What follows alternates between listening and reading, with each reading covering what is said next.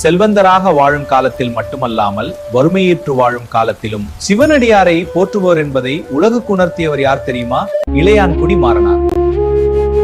இளையான்குடி என்ற ஊரில் விவசாயம் செய்யும் குடும்பத்தில் பிறந்தார். இவரது தொழில் விவசாயம். விவசாயத்தினால் இவ்வூரில் செல்வந்தராக திகழ்ந்தார். நாள்தோறும் செய்த மாகேஸ்வர பூசை என்னும் சிவபுண்ணியத்தால் அவரது செல்வம் நாளுக்கு நாள் பெருகி குபேரனை போன்ற பெரும் செல்வந்தராக வாழ்ந்து வரும். சிவனடியார் எவரானாலும் எத்தனை பேர் வந்தாலும் அவர்களை வரவேற்று வழிபட்டு உபசரித்து விருந்து செய்வித்து மனமாற அனுப்புவதையே பெரும் அருட்செல்வமாக கருதினார். நீண்ட காலமாக சிவனடியார்களுக்கு தொண்டு செய்து வந்தார். சிவபெருமான் தன்னுடைய திருவிளையாடலை தொடங்கினார். இளையான்குடி மாறனாரின் செல்வம் அனைத்தும் குறைந்து போகும்படி செய்தார் சிவபெருமான். மாறனார் இளையாதவராகி தம் கையில் உள்ள பொருளையெல்லாம் விற்று தம் தொண்டை புரிந்து வருண்டார். தம்மிடம் இறுதியாக வைத்திருந்த நெல்லில் ஒரு பகுதியை குத்தி சோறு வடித்து அன்பர்களுக்கு கொடுத்து பரிமாறினார். நெல்லிலில் மற்றொரு பகுதியை தம்முடைய வயலில் தெளித்திருந்தார். வீட்டின் கொல்லைப்புறத்தில் காய்கறியும் போட்டிருந்தார். ஒரு நாள் நள்ளிரவில் மழைக்காலமாதலால் மழை பெய்து கொண்டிருந்தது. அவனும் அவன் மனைவியும் அன்று உணவின்றி பட்டினியுடன் உறங்கினார்கள்.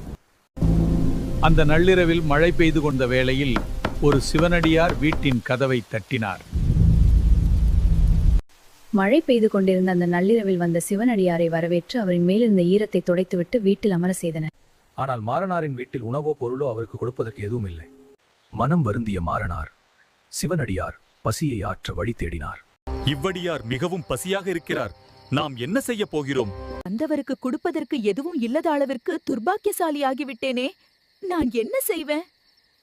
மனைவிக்கு ஒரு யோசனை வந்தது. காலை விதைத்த நெல்ல வாரிக்கொண்டு வந்தால் அதை வச்சு சமைத்து விடலாம்.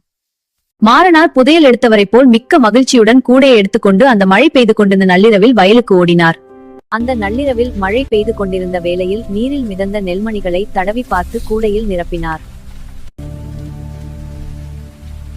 மழை பெய்து கொண்டிருந்த வேளையில் தலையில் சுமந்து வேகமாக வீட்டிற்கு வந்து சமைக்க கூறினார். சமைக்க விறகு இல்லையே என மனைவி வருந்தினார். மாறனார் சற்றும் யோசிக்காமல் வீட்டு மேற்கூரையில் கட்டியுள்ள கொம்புகளை வெட்டி பிரித்து மனைவியிடம் கொடுத்தார். அவரது மனைவியும் அடுப்பு மூட்டி முளை நெல்லை முதலில் வறுத்து பின்பு குத்தி அரிசியக்கி உலையிலிட்டார். சோற்றுக்கு காய்கறியாக்க கொல்லைப்புறம் சென்று அப்போதுதான் காய்க்க துவங்கிய பிஞ்சு காய்களை பறித்து வந்து உணவு தயாரிக்க கொடுத்தார். இருவரும் ஒன்றிணைந்து விரைவாக உணவு சமைத்து விட்டனர். பிறகு மாறனார் களைப்பில் உறங்கிய சிவனடியாரை அழைப்பதற்கு வந்து உணவு தயாராகிவிட்டது, எழுந்திருங்கள் ஐயா என தொட்டு எழுப்பினார்.